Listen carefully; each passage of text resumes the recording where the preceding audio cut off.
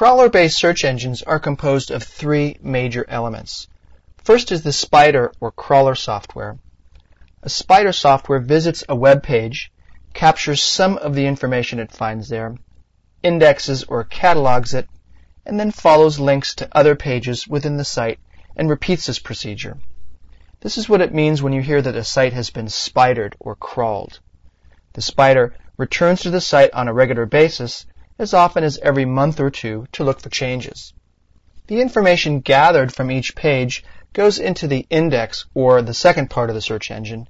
Think of this index as a giant catalog containing a reference to every web page that the spider finds. If a web page in the index changes, then this catalog is updated with new information when the site is recrawled by the spider. Because the web is just so large and getting bigger every day, it can take weeks or even months for new pages or changes to be found by the spider and be added to the index. Thus, it is often that a web page has been spidered but not yet indexed. Until it is indexed, that is, added to the catalog database, it's not yet available to you when you perform a search with the search engine. The third part of a search engine is the software program that sifts through the millions of pages cataloged in the index to find matches to a search query. This software finds relative information to the search query and then ranks it in the order that it believes is most relevant to the searcher.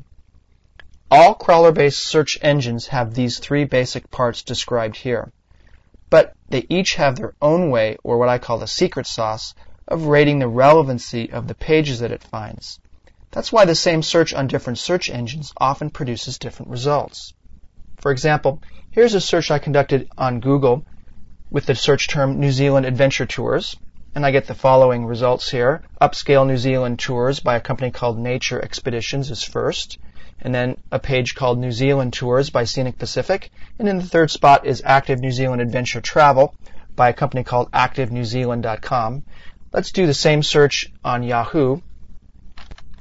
If I type in New Zealand Adventure Tours and it search the web box here and conduct a search, the first three spots that I get are different.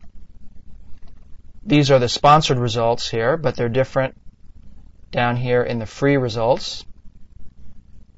First one is a company called Serious Fun New Zealand, and then I have Adventure Travel to New Zealand by First Light Travel, and in the third position is Holiday Company, their website about arranging accommodation tours and campervan, car, and motorcycle hire in New Zealand. So you can see that these are very different results.